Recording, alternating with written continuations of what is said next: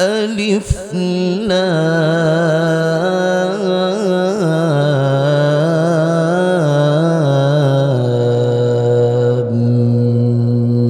ميم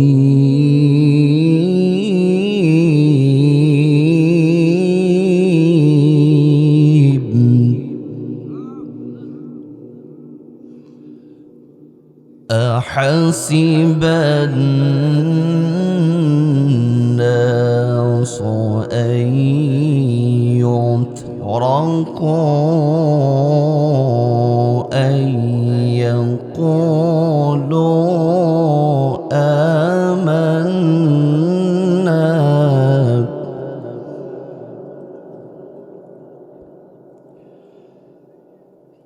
أحسب الناس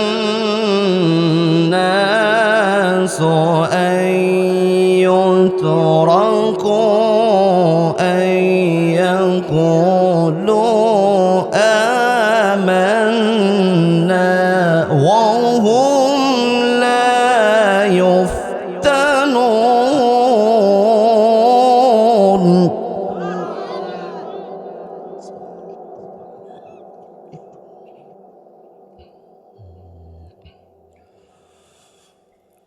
ولقد فتنا الذين من قبلهم فليعلمن الله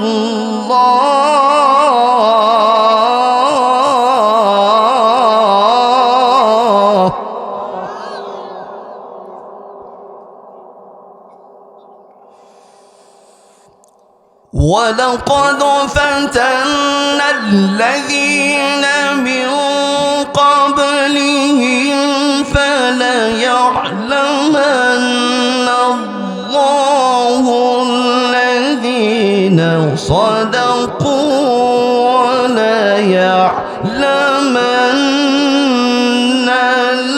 الكاذبين.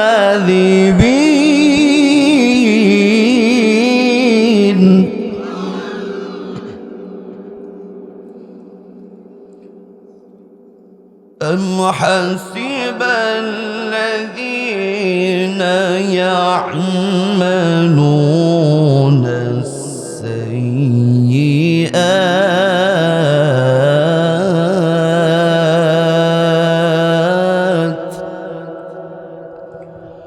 أم حسب الذين يعملون السيئات أن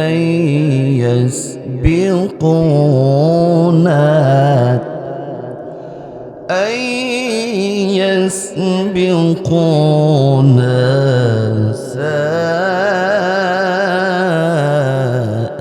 ما يحكمون.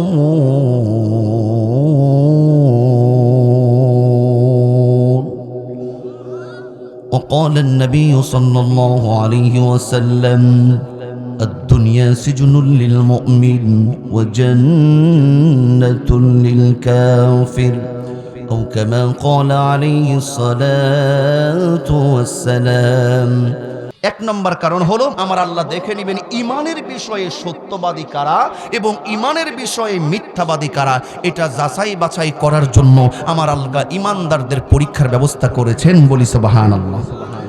দুই নম্বর, এবার শুনুন, ঈমানদার মুসলমানদের উপরে এত নির্যাতন, এত হামলা মামলা, ঈমানদার মুসলমানদের গা থেকে রক্ত ঝরা, এইগুলো কারণ হলো, দুই নম্বর কারণ হলো আমার দয়ার আল্লাহ কেন পরীক্ষার ব্যবস্থা করেছেন। দুই নম্বর হলো আমার আল্লাহ দেখতে চান আসলে কোনটা ঈমানদার মুমিন নাকি মুনাফিক। মুনাফিক কোন দেশে আছে একটু বলেন, জোরে বলেন, মুনাফিক কোন দেশে আছে? অনেকে চিন্তা করছে যে হুজুর মুনাফিক তো বাংলাদেশে বোধহয় নাই। মুনাফিক কি বাংলাদেশে আছে না সব ইন্ডিয়ায়? বাংলাদেশে আছে। দরদিরা আমার, দুই নম্বর শর্ত হলো ঈমানদার মুসলমানদের উপরে পরীক্ষা আসা দুই নম্বর কারণ হলো যে কোনটা মুমিন আর কোনটা মুনাফিক, কোনটা মুমিন আর কোনটা মুনাফিক, এটা পরীক্ষার মাধ্যমে দেখে নেবেন একজন তিনি কে।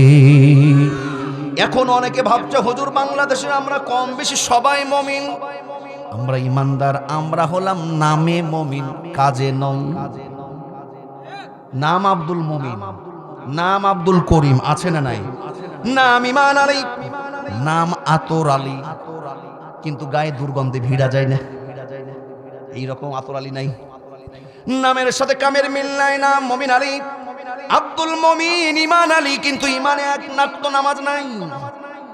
নাম হলো আতর আলী, দুর্গন্ধে তার কাছে ভিড়া যায় না। নাম খোকা মিয়া, 86 বছরের বুড়া আছে না নাই? খোকা মিয়া নাম, কত বছরের বুড়া। নাম ফকির আলী, 20 তলা বিল্ডিং এর মালিক আছে না নাই? নামের সাথে কামের মিল নাই। এই রকম আব্দুল মুমিনের কথা আমি বলছি না, দরদের আমার আল্লাহ বলছেন যাদের কথা কাজে মিল নাই তারা মুমিন নয়, এরা হলো মুনাফিক। এই মুনাফিক কোন দেশে পাবেন? ইংল্যান্ডে, আমেরিকায়, থাইল্যান্ডে, জার্মানিতে, আফগানিস্তানে, আমার ভাইরা ইন্ডিয়াতে। না না, হয়তো মনে করতে পারেন এটা মুসলমানের রাষ্ট্র, মুনাফিক থাকে হিন্দু রাষ্ট্রে নয়, খ্রিস্টান রাষ্ট্রে নয়। মুনাফিক থাকে নামাজিওয়ালা, টুপিওয়ালা, দাড়িওয়ালা, এক কথায় মুসলমান মুমিনদের মধ্যেই। মুসলমানদের মধ্য থেকে মুনাফিক হয়, ঠিক না ঠিক? মুনাফিক হওয়ার পূর্ব শর্ত ওকে আগে ঈমান আনতে হবে। কথাটা একটু জটিল হলো বোধহয়। মানে ঈমান আনার পরেই সে মুনাফিকের গুণ অর্জন করে। আমার কথায় রাগ করছেন? আল্লাহ সুবহানাহু ওয়া তাআলা তার কথা বলছি, এই রকম এবার একটু মিলিয়ে নেবেন।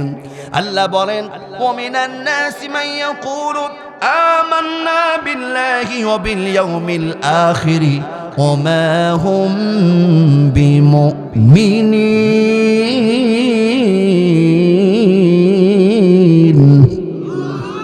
ওয়া মিনান নাসি মান ইয়াকুলু আমান্না, মানুষের মধ্যে এই রকম কিছু মুমিন আছে যারা বলে বিল্লাহি, আল্লাহর উপরে, ওয়া বিল ইয়াউমিল আখির, আল্লাহর উপরে, আখিরাতের উপরে ঈমান এনেছি, কিন্তু আমার আল্লাহ বলছেন ওয়া মা হুম বিমুমিনিন। তারা বলে আল্লাহর উপরে, আখিরাতের উপরে ঈমান এনেছি, কিন্তু আমার আল্লাহ বলছে ওয়া মা হুম বিমুমিনিন, তারা কখনো মুমিন নয়। কথা ঠিক না বেঠিক? যাদের কথা কাজে মিল নাই এরা কি? এরা কি? আওয়াজ দেব, এরা কি? আমরা কি মুনাফিক হতে চাই? মুনাফিক হতে চাই? আজকে আমরা, আমার দ্বিতীয় বক্তা তানবিন আক্তার তকি সাহেব, উনিও তো অসংখ্যবার দেখলাম যে আপনাদেরকে হাত তোলালো, আমাদেরকে হাত তোলালো, আমরা ওয়াদা দিয়েছি। আমিও বললাম এখন যদি এই কথা দিয়ে কথা আমরা না রাখি তাহলে আমরাও, আমি আর বললাম না, আমরাও কি? দরদিরা আমার শুনুন, গভীর মনোযোগ দেবেন, লম্বা করব না, 12টার মধ্যে শেষ করব। কষ্ট হবে? 12টার মধ্যে শেষ করব। শুনুন, মুনাফিক যারা হবে তাদের শাস্তি কাফেরের চাইতে বেশি।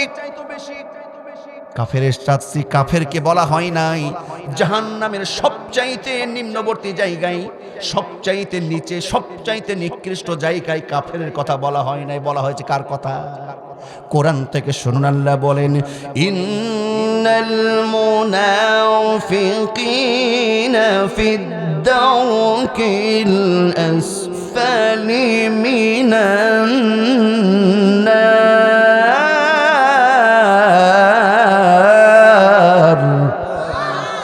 নিশ্চয়ই মুনাফিকের আবাস স্থান, মুনাফিকের স্থান হবে জাহান্নামের কোথায়?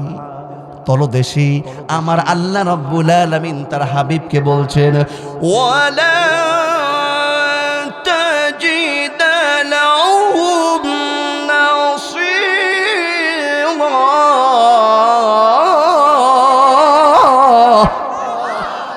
আমার আল্লাহ বলেন, ওয়ালা তাজিদ লাহুম নাসীরা।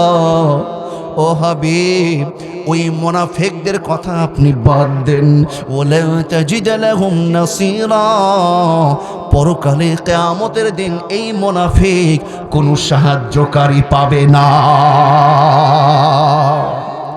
2 নম্বর নম্বর কারণ হলো আমার আল্লাহ রাব্বুল আলামিন বলে কারা মুমিন আর কারা মুনাফিক এটা যাচাই বাছাই করার জন্য পরীক্ষা আসবে, বিপদ আসবে, মুসিবত আসবে, রক্তাক্ত হতে পারে, পরিবার ছাড়া হতে পারে, জেল আসতে পারে, জুলুম হতে পারে, কিন্তু যারা মুমিন হবে শত পরীক্ষা মাথা পেতে মেনে নেবে, কিন্তু কখনো ভুল পথে বাতিলের সঙ্গে হাত বাড়াবে না। কথা বলুন ঠিক না ব্যাঠি?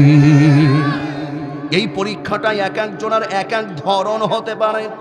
আমার আল্লাহ রাব্বুল আলামিন কোরআনুল কারীমের 2 নম্বর পারা 2 নম্বর পৃষ্ঠা নিচ থেকে 4 লাইন উপরে সূরা বাকারার মধ্যে বলছেন, আল্লাহ বলেন ওয়ালা নাবলুওয়ান্নাকুম বিশাইইম মিনাল খাউফি ওয়াল জু'i ওয়া নাকসিম মিনাল আমওয়াল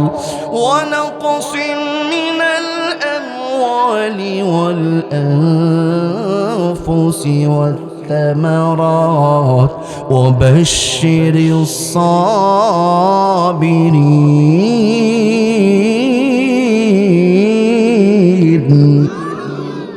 আল্লাহ বলছেন ভয়, বিপদ, ক্ষুধা, জান মালের ক্ষতি সাধন করে, ফসল নষ্ট করে, বিভিন্নভাবে জান মালের ক্ষতি সাধন করে পরীক্ষায় তোমাদেরকে ফেলা হবে। ওয়াবাশশিরিস সাবিরিন, সফল মুমিন হবে যারা সকল পরীক্ষায় ধৈর্য ধারণ, সবরে জামিল ইখতিয়ার করবে তারা। কথা বলুন ঠিক না ব্যাটি? তাহলে আমরা রূহের জগতে আমরা আল্লাহকে ওয়াদা দিয়েছিলাম, মনে আছে?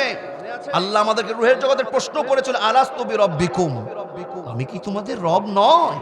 আমরা কি বলেছিলাম? ক্বালু বালা, অবশ্যই আপনি আমাদের রব। আর যে বলবে আল্লাহ আপনি আমাদের রব, স্বয়ংে, স্বপনে, ঘরে, বাইরে, রাতে, দিনে, ব্যবসা বাণিজ্যে, পরিবার নীতি, সমাজনীতি, রাজনীতি, অর্থনীতি, সব জায়গায় তারা স্রষ্টা মানবে, রব মানবে, হুকুম মানবে। আওয়াজ দিয়ে চিৎকার করে বলুন কার? আরো আওয়াজ দিয়ে বলুন কার? আল্লাহ বলেন ইন্নাল্লাযীনা ক্বালু রাব্বুনাল্লাহু সুম্মা ইসতাকামু تتنزل عليهم الملائكة ألا تخافوا ولا تحزنوا وأبشروا بالجنة التي كنتم توعدون।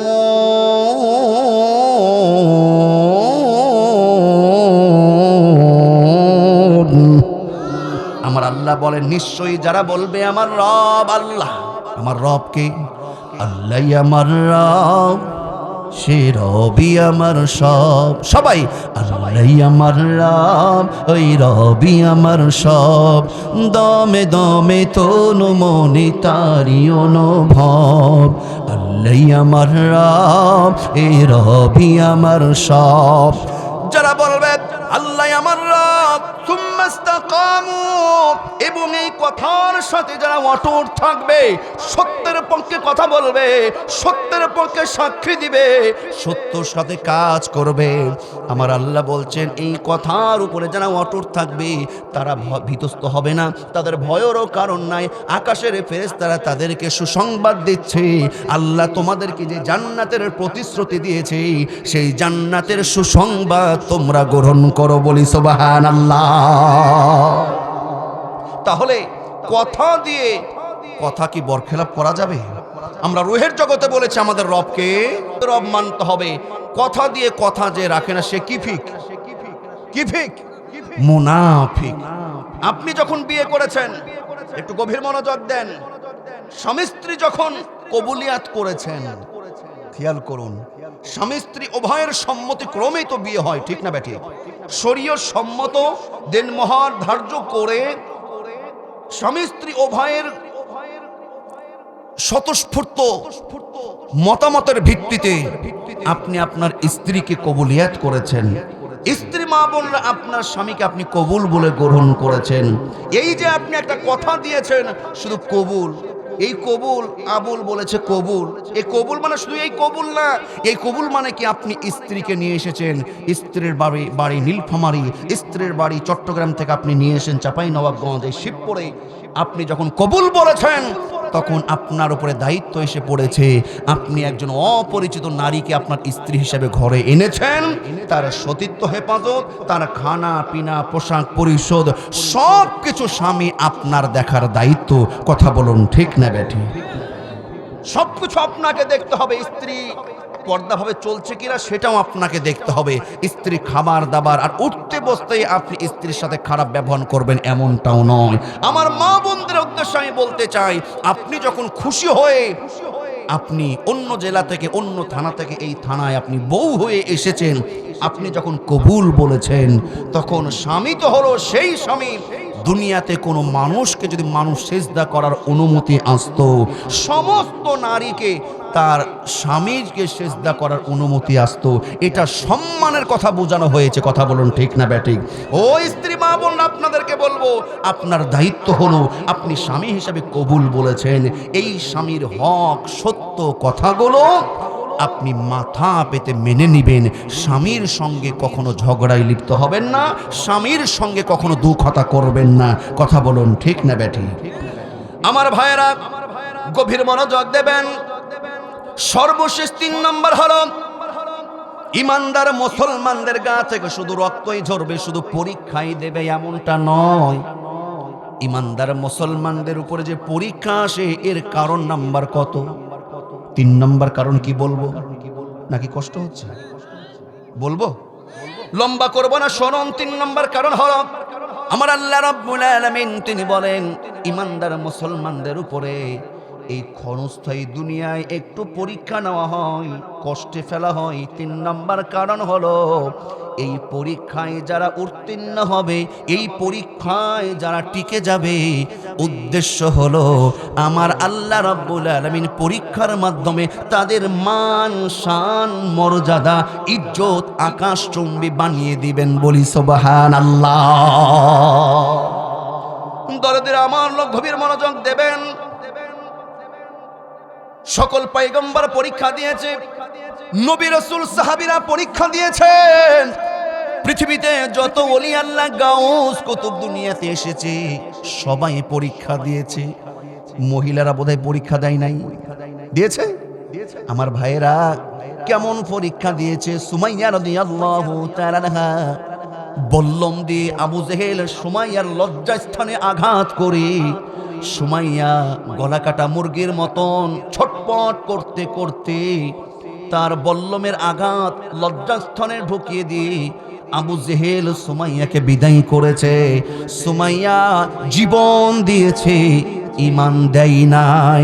আচ্ছা বলুন তো, সুমাইয়ার মান সম্মান কমেছে না বেড়েছে? ইমানদার মুসলমানদের 3 নম্বর পরীক্ষার কারণ হলো, ইমানদার মুসলমান যদি পরীক্ষায় টিকে থাকতে পারে, পরীক্ষায় যদি উত্তীর্ণ হতে পারে, 3 নম্বর কারণ হলো তাদের মান সম্মান বাড়িয়ে দিবে, এই জন্য পরীক্ষা নেওয়া হয়। এবার আলহামদুলিল্লাহ বলুন। সম্মানিত করার জন্য, মান শান ইজ্জত বাড়িয়ে দেওয়ার জন্য পরীক্ষা নেয় কে?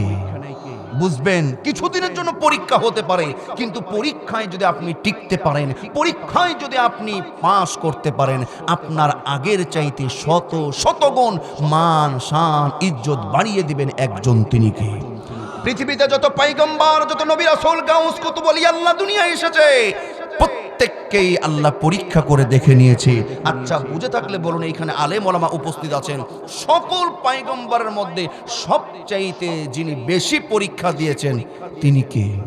কোন পয়গম্বর? মাশাআল্লাহ। এই যে এরকম জানাশোনা, আপনারই তো বড় মুফাসসির আমার বাবাজিরা। তাহলে কি বলছিলাম, যে সবচাইতে পয়গম্বরের মধ্যে বেশি পরীক্ষা দিয়েছেন তিনি কে? আল্লাহু আকবার। ইব্রাহিম আলাইহিস সালাতু ওয়াস সালামের জীবনটাই ছিল পরীক্ষার মধ্যে ডুবে। এখন ইব্রাহিম আলাইহিস সালাম যে কত পরীক্ষা দিয়েছে, আমার যতটুকু ক্ষুদ্র জ্ঞান আছে এতটুকু বলতে গেলে আমার 10 ঘন্টা লাগে। ওনার জীবনটাই ছিল পরীক্ষার মধ্যে ভরপুর। 86 বছর বয়স, ইয়াং ম্যান না বুড়ো? 86 বছর বয়স, সন্তান কোন সন্তান নাই। রব্বি হাবলি মিনাস সালিহিন, আল্লাহর কাছে দোয়া করলেন। ফাবাশশারনাহু বিগুলামিন হালিম, আল্লাহ পাক সহনশীল, ধৈর্যশীল ইসমাঈল আলাইহিস সালাতু ওয়াস সালামকে দিলেন। বলি সুবহানাল্লাহ। ৮৬ বছর বুড়া মানুষকে যখন আল্লাহ পাক এই পরীক্ষা, সন্তান যখন আসলো, ইয়াং মানুষ, এই সন্তান যখন পৃথিবীতে আসলো, দেখছে ইব্রাহিম তো মহা খুশি। ৮৬ বছর বুড়ো মানুষ সন্তান পেয়েছে, খুশি কম না বেশি? কিন্তু আল্লাহ বলে, ও ইব্রাহিম, ইসমাইলকে তোমার কাছে রাখতে পারবে না। ধুধু মরুভূমি, মক্কা ধুধু মরুভূমি নির্বাচনে রেখে আসো। বিবি হাজার এবং ইসমাইলকে রেখে চলে আসলেন ইব্রাহিম আলাইহিস সালাম। কার সন্তুষ্টর জন্য? আল্লাহর সন্তুষ্টর জন্য রেখে চলে আসলে। এক যুগ পরে আবার আল্লাহ পাক বলেন, ফালাম্মা বালাগা মাহু সায়া ক্বালা ইয়া বুনাইয়া ইন্নী আরা ফিল মানাম আন্নী আযবাহুকা ফানজুর মাযা তারা ক্বালা ইয়া আবাতি ফাআল মা তু'মার। এক যুগ পরে বলছে, স্বপ্ন দেখালো। পয়গম্বরদের স্বপ্ন শুধু স্বপ্ন না, সত্যি ওহী। বলছে, এবার যাও ইব্রাহিমকে যে কি করো, জবেহ করো। আল্লাহু আকবার বলুন। একটু চিন্তা করুন, কষ্ট হচ্ছে আপনাদের? কষ্ট? ওরে আল্লাহ, আমার তো টাইম তো শেষ। ৫-৭ মিনিট বলি, কষ্ট হবে? লম্বা করবো না। দেখেন, আমি বুঝাতে চাচ্ছি, একটু একটা জিনিস বুঝাতে একটু সময় লেগে যায়। আমি ৫-৭ মিনিট, একটু মাইন্ড করেন না। কষ্ট হচ্ছে? ৮৬ বছর বয়স, কোনো সন্তান নাই। সন্তান যখন আসলো, বলছে ঘরে রাখার কোনো সুযোগ নাই। আল্লাহর জন্য ফেলে আসলো কোথায়? মরুভূমি। তার আমরা যদি একটা, ওরে বাপরে বাপ, ৮৬ বছর, ৫০ বছরের একটা সন্তান পেলে যদি বলে যে ইসলামী আন্দোলন করতে, ও বাপ না, দরকার নাই, শিবির বলে ধরে নিয়ে যাবো, ও দরকার নাই। রাগ করলেন বোধহয়।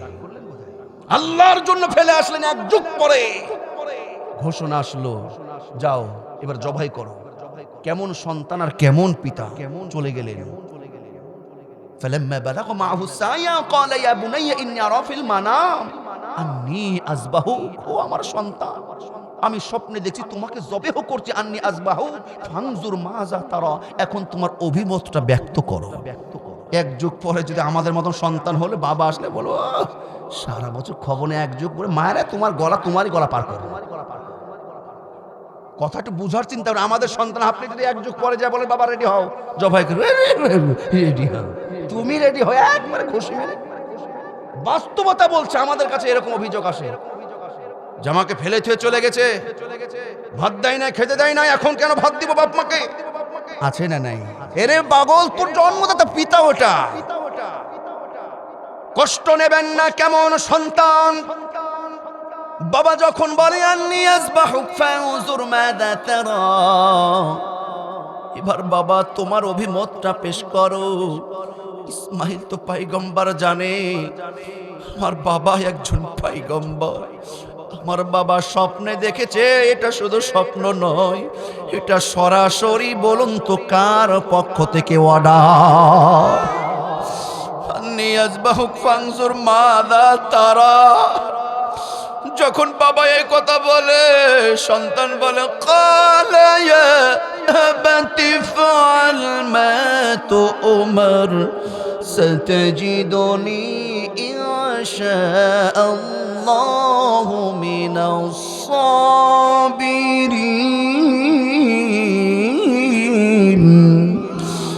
ইসমাঈল আলাইহিস সালাতু ওয়াস সালাম বলছে, ও আমার আব্বা জান, ও আমার আব্বা জান, আপনি আল্লাহর পক্ষ থেকে যে নির্দেশ প্রাপ্ত হয়েছে, ও আমার আব্বা জান, আপনি বিলম্ব করেন না। আমি আল্লাহর জন্য আপনার হাতে জবেহ হতে রেডি আছি। ও আমার আব্বা জান, আপনি আমাকে জবেহ করুন, আপনি আমাকে কুরবানি করুন, আপনি আমাকে ধৈর্যশীলদের মধ্যে দেখতে পাবেন। বলি সুবহানাল্লাহ। আমি সেই দিকে যেতে চাই না। আল্লাহর সন্তুষ্টর জন্য পিতা পুত্র, পিতা কুরবানি সন্তানকে করবে, সন্তান কুরবানি জবেহ হবে পিতার কাছে। এটাও পরীক্ষা ছিল। কথা বলুন ঠিক না ব্যাটি? দরদের আমার সব চাইতে বড় চূড়ান্ত পয়গম্বরের কাছে যে পরীক্ষা এসেছিল, তাওহীদের দাওয়াত দেওয়ার কারণে। পয়গম্বর যখন তাওহীদের দাওয়াত দিয়েছে, এই নিষ্ঠুর স্বৈরাচার বেঈমান নমরুদ পয়গম্বর ইব্রাহিম আলাইহিস সালাতু ওয়াস সালামের চূড়ান্ত পরীক্ষা হলো। নমরুদের অগ্নিকুণ্ডে ইব্রাহিমকে নিক্ষিপ্ত করেছিল। কথা বলুন ঠিক না ব্যাটি? জীবনের সবচাইতে বড় পরীক্ষা নমরুদের অগ্নিকুণ্ডে নিক্ষেপ হয়েছিল। একটা বর্ণনায় পাওয়া যায় কয়দিন পয়গম্বর ওই নমরুদের আগুনে ছিল? 40 দিন একটা বর্ণনায় পাওয়া যায়, যেটা বেশি পাওয়া যায় প্রসিদ্ধ, সেটা 40 দিন আগুনে ছিল। আমার ভাইয়েরা, ওই আগুনের মধ্যে 40 দিন না, 40 ঘন্টা নয়, 40 মিনিট নয়, একটা মিনিট আমরা একটা আঙ্গুল দিয়ে রাখতে পারবো? দিয়ে রাখতে পারবো? কেন? দিলেই কি কেল্লা ফতে, দিলেই শেষ। 40 দিন পর্যন্ত ওই আগুনে পয়গম্বর ইব্রাহিম আলাইহিস সালাতু ওয়াস সালাম ছিলেন। সুস্থ ছিলেন না অসুস্থ হয়েছিলেন? এটা কার হিকমত? এটা কার হুকুম? কিছুদিন আগে আপনার রাজশাহী জেলার তানোর থানায় একটা ঘটনা শুনেছেন। 2 বছরের সাজিদ বোরিং করা ওই নলকূপের মধ্যে পাইপের মধ্যে চলে গেছিল। ঘটনা শুনেছিলেন? দেখেছিলেন? 2-3 দিন আগের ঘটনা। 32 ঘন্টা পরে তাকে উদ্ধার করা যখন করা হয় তখন জীবিত ছিল। কত বছর, কত ঘন্টা? আরে বাপরে, একটা বোরিংয়ের কতটুকু স্পেস হয়? ওই জায়গাতে 40 ফিট নিচে চলে গেছিল কনকনা ঠান্ডার মধ্যে। 2 বছরের এই ছোট্ট শিশু। আমার ভাইরা, 1 ঘন্টা 2 ঘন্টা আগেই তো সে চলে যাওয়ার কথা ছিল। 32 ঘন্টা পরে দেখছে তার ভিতরে এখনো প্রাণ আছে। তাকে বাঁচিয়ে রেখেছিল একজন, তিনি কে? আমাদের হায়াত মৌতের মালিকও একজন, তিনি কে? দরদের আমার শোনো, লম্বা করতে চাচ্ছি না। নমরুদ পয়গম্বরকে আগুনে যখন ফেললো, আগুনের কোনো শক্তি নাই, শক্তি কার? আমার আল্লাহ বলেন, কুলনা ইয়া নারু কুনি বারদাও ওয়া সালামান আলা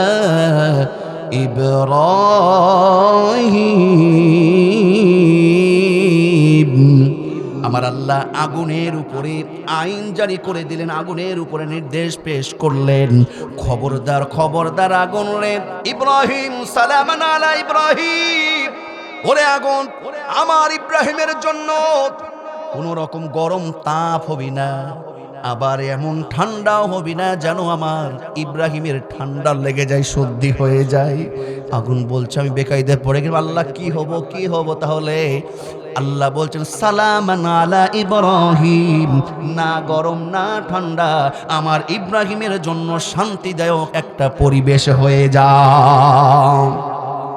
40 দিন আগুন থেকে বের হয়ে আসার পরে পয়গম্বর ইব্রাহিম আলাইহিস সালাতু ওয়াস সালাম তার বংশের, তার প্রতিবেশী, তার অধীনস্থদেরকে জানিয়েছিল।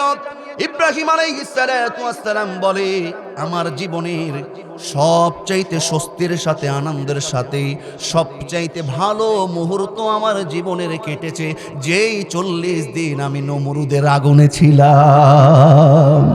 আমার ভাইরা, এই পয়গম্বরের জীবনটাই ছিল পরীক্ষার মধ্যে ভরপুর। আমার আল্লাহ রাব্বুল আলামিন পয়গম্বর ইব্রাহিমের কথা নবীকে স্মরণ করিয়ে দিচ্ছেন।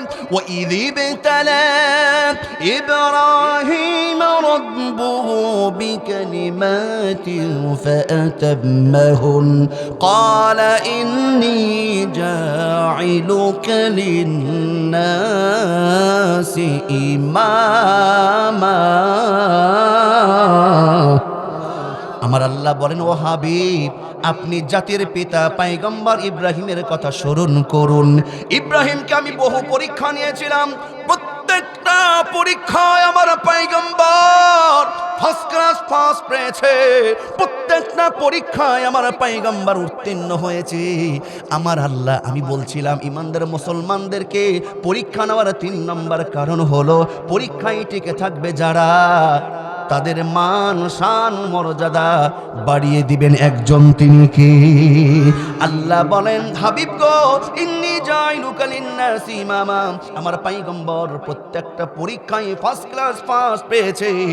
আমির আল্লাহ তাকে জাতির পিতা, মুসলিম জাতির পিতা, মুসলমানদের নেতা বানিয়ে সম্মানিত করেছি, বলি সুবহানাল্লাহ।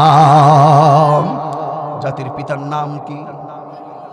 ও আপনাদের অন্য কেউ বোধহয় সবাই বললেন না, জাতির পিতার নাম কি?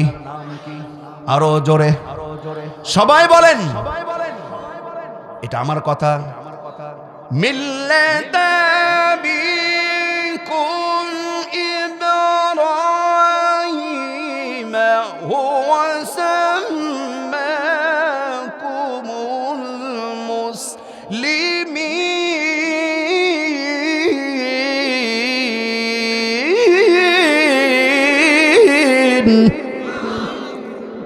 মুসলিম জাতির পিতা ইব্রাহিম আলাইহিস সালাতু ওয়াস সালাম। জাতির পিতা এমনিতেই হওয়া যায় না। তুমি কম্বল চুরি করবে আর জাতির পিতা হয়ে যাবে? জাতির পিতা হতে হলে পরীক্ষা দেওয়া লাগে। জাতির পিতা হতে হলে আমার ভাইয়েরা আল্লাহর পক্ষ থেকে সার্টিফিকেট পাওয়া লাগে। কথা বলুন ঠিক না ব্যাঠি? জাতির পিতা এমনি হওয়া যায় না। মুসলমানদের নেতা হবে যারা, চারটি কোয়ালিটির গুণ অর্জন করবে তারা। কয়টা গুণ? আরো জোরে কয়টি? দরদের আমার, শেষ কথা বললাম যে ইমানদার মুসলমানদেরকে সম্মানিত করার জন্য আল্লাহ পাক পরীক্ষা নেয়। জাতির পিতা হয়েছে মুসলিম জাতির পিতা, মুসলমানদের নেতা। ইমাম মানে নেতা, ঠিক না ব্যাটি? আমরা ইমাম মানে মনে করি যে আব্দুর রহমান আর জাকির হুজুর মসজিদের ইমাম। আরে ইমাম মানে নেতা, নেতা মানতে হবে। ও নেতা, ও আব্দুর রশিদ নিয়ে আসবেন, 20 টাকা দিব আর মসজিদে বেতন নিয়ে খাবেন। আর ইমাম মানে নেতা। মুসলমানদের নেতা হলো ইমাম, হলো তারা। সেটা বলছি পরে। শেষ কথা বলছিলাম যে ইমানদার মুসলমানদের উপরে পরীক্ষা 3 নম্বর আসে, কারণ তাদের মান শান ইজ্জত বাড়িয়ে দিবে কে? পয়গম্বর ইব্রাহিম সমস্ত পরীক্ষায় ফার্স্ট ক্লাস ফার্স্ট। ওনাকে মুসলিম জাতির পিতা বানিয়ে সম্মানিত করেছেন একজন, তিনি কে? আরো জোরে তিনি কে? ছোট্ট বোঝানোর জন্য সহজ হয় বলবেন। কোরআনের পাখি সাইদি সাহেব, উনি তো বাংলাদেশে পরীক্ষা দেয় নাই। পরীক্ষা দেয় নাই তো, উনি তো স্বাভাবিক মৃত্যুবরণ করেছে না? উনি তো রাজাকার ছিল। রাজাকার ছিল। কোরআনের পাখি চিন্তা, অনেকে ভাবতে পারেন, আমি আপনাদেরকে বুঝিয়ে দিই। অনেকে বলতে পারেন যে হুজুর কোরআনের পাখি পরীক্ষা দিয়েছে, ঠিক আছে, কিন্তু পটল তুলেছে, দুনিয়া থেকে বিদায় নিয়েছে, লাভ কি? আমি এর একটা সুন্দর উত্তর আছে, বলবো? কথা তো দেরি হয়ে গেল, বলবো কি? উত্তরটা কি জানেন? কোরআনের পাখি সাইদি সাহেব বিদায় নিয়েছে, উনি স্বাভাবিক মৃত্যুবরণ করে নাই। কোরআনের পাখি সাইদি সাহেবকে ইনজেকশন পুশ করে পরিকল্পিত হয়ে হত্যা করা হয়েছে। কথা বলুন ঠিক না ব্যাটি? এখন মনে করতে হুজুর বিদায় নিয়েছে, খেলা শেষ। দুনিয়াতে তো আল্লাহ পাক, ওই পরকালে যে পরে আল্লাহ পাক ওনাকে কি সম্মান দিবে সেটা আমি পরের কথা। আমার অ্যানালাইসটা আমি বলছি। বলুন তো, সাইদি সাহেব বেঁচে ছিল তখন যে জনপ্রিয়তা ছিল, মরে গেছে জনপ্রিয়তাও মরে গেছে। জনপ্রিয়তা নাই তো আছে? মুফতি আমির হামজা ভাই জেলখানার আগে যে জনপ্রিয়তা ছিল, জেলখানার মধ্যে ঢুকলো 3 বছর পরে, জেলখানা থেকে বের হয়ে এসে জনপ্রিয়তা যা ছিল কমে গেছে আরো। কথা কি ঠিক?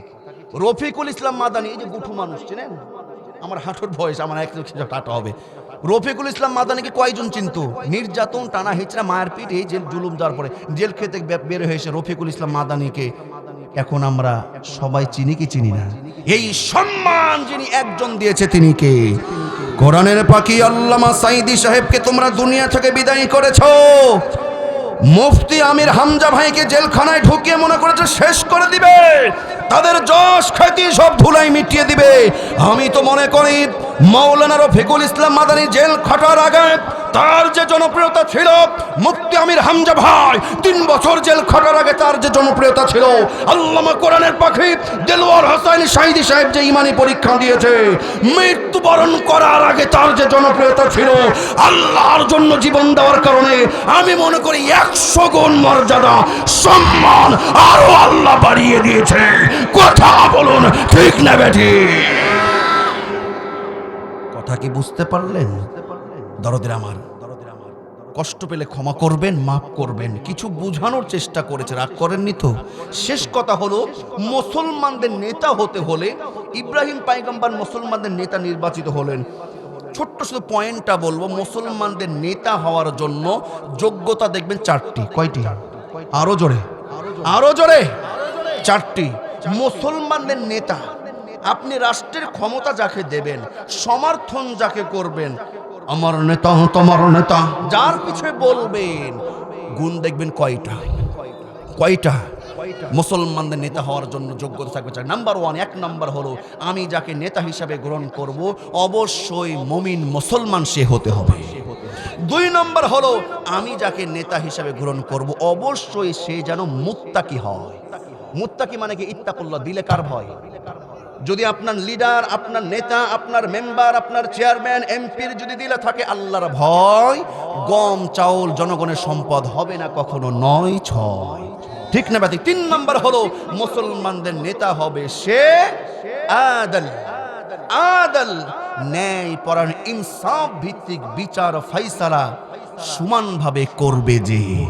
4 নম্বর হলো মুসলমানদের নেতা হওয়ার সর্বশেষ যোগ্যতা দেখবেন তার ইমানি পরীক্ষা দিয়ে পরীক্ষায় উত্তীর্ণ হয়েছে যে। এই 4টা যোগ্যতা দেখে আমরা মুসলমানদের নেতা নির্বাচন করব। সকলে বলুন ইনশাআল্লাহ, আরো জোরে বলুন ইনশাআল্লাহ। আল্লাহ পাক কবুল করুন, আজকের এই মাহফিলকে কবুল করুন। আজকের এই 2 দিন ব্যাপী মাহফিলের প্রথম দিন আল্লাহ পাক মাহফিলটাকে কবুল করুন। আগামী কালকের মাহফিল আপনাদেরকে সকলকে দাওয়াত দেওয়া হচ্ছে। বিশেষ বক্তা থাকবেন আলহাজ মাওলানা মোহাম্মদ আব্দুল সাত্তার সাহেব, পেশ ইমাম তেগরিয়া জামি মসজিদ, এবং প্রধান আলোচক থাকবেন বিশিষ্ট আলেমে দ্বীন আন্তর্জাতিক খ্যাতি সম্পন্ন হযরত মাওলানা অধ্যাপক তৈয়বুর রহমান সাতক্ষীরা। আমরা নিজেরা আসব, আরো 2-1 জনকে দাওয়াত দিই। আমরা ডবল ভাবে দলে দলে যোগ আমরা দান করব ইনশাআল্লাহ। জি, কিছু বক্তব্য আছে?